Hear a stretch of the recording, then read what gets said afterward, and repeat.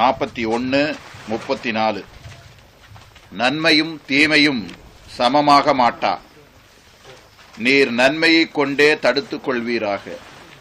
அப்பொழுது யாருக்கும் உமக்கும் இடையே பகைமை இருந்ததோ அவர் உற்ற நண்பர் போல் ஆகிவிடுவார். அதனால் ஒருபோதும் நன்மையும் தீமையும் சமமாகாது. நல்லதுக்கு போய் சொல்லலான்னு சொல்லாதீங்க, சமமாகாது. நல்லதுக்கு கோவப்படலான்னு சொல்லாதீங்க, சமமாகாது. உணர்ச்சியும் சமமாகாது. தெளிவாக தெரியும் நமக்கு, உணர்ச்சிகள்லாம் சைத்தானுடைய வெளிப்பாடு. அதனால் இது நல்லதுக்கு பயன்படுத்தினா சொல்லவும் கூடாது, நினைக்கவும் கூடாது.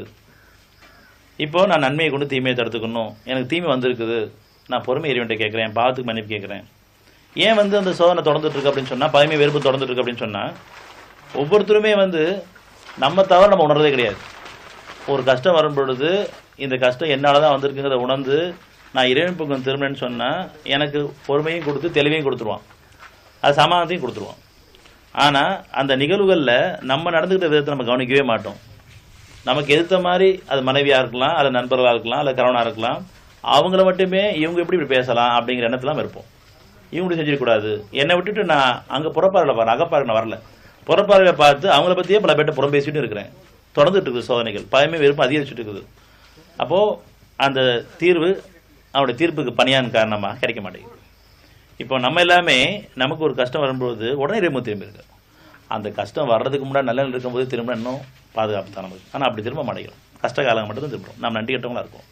நல்ல நிலை இருக்கும்போது நிறைவனே இந்த அமைதி நிம்மதி கொடுத்து வச்சிருக்கிற, அது கணவன் மனைவிக்குள்ளாகட்டும் அல்லது நம்ம கூட குடும்பத்தார்கிட்டும் நல்ல இருக்கும் பொழுது எனக்கு அமைதி கொடுத்து வச்சிருக்கிற, குடும்பத்தார சமாதானம் ஏற்படுத்தி வச்சிருக்கிற, இந்த சமாதானம் என்றும் தொடரட்டும்.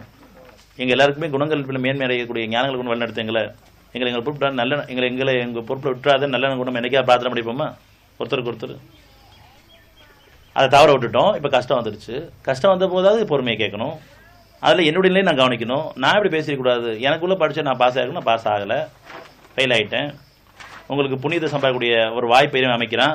பொறுத்து சரிச்சு மன்னிக்கிறது நல்ல குணம், அதில் புண்ணியங்கள் இருக்குது. அது கணவனுக்கு அமைக்கிறான், மனைவிக்கு அமைக்கிறான். யாரும் அதை பயன்படுத்த தயாராக இல்லை.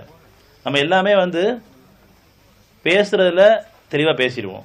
வாழ்க்கைன்னு ரொம்ப தவறக்கூடியவங்க தான், அதில் யாரும் மறுக்கிறது கிடையாது. எல்லாரும் பேச்சை தெளிவாக பேசக்கூடியவங்க தான், ஆனால் கேட்கக்கூடியவங்க தான். எனக்குன்னு ஒரு சோதனை வரும்போது நம்ம எல்லாம் தடுமாறக்கூடியவங்க தான் நம்ம இருக்கிறோங்கிறது அந்த பணிவாக நமக்கு இருக்கட்டும். இல்லை நான் சரியாக இருக்குன்னு சொல்ல வேண்டாம். ஏன்னா சோதனை காலங்களில் அவங்க எல்லாமே அவங்கவுங்க பார்த்துக்க, அவங்க எல்லாமே அவங்களுக்கு போதுமானதாக இருக்குது. ஒவ்வொருத்தரும் அவங்க என்ன உணர்ச்சி வசப்படுறது இருக்க தான் செய்யுது. வெளிப்படலைனா கூட உள்ளுக்குள்ளே நீங்கள் உணர்ச்சி வசப்படுறது உங்களுக்கு தெரியாமல் இருக்காது. அந்த உணர்ச்சி கூட வேண்டாம் வேணாம கேட்கணும். இதுவும் வேண்டாம், அவங்கள பற்றி என்னமே எனக்கு வேண்டாம், என் பாவத்தை மன்னிச்சிரு. ஏன்னா சமாதான நிலையில் இப்போ நான் அவங்களுக்காக பிரார்த்தனை பண்ணலாம். நான் சமாதான நிலையில் அவங்களுக்காக என்ன பிரார்த்தனை பண்ண முடியும்?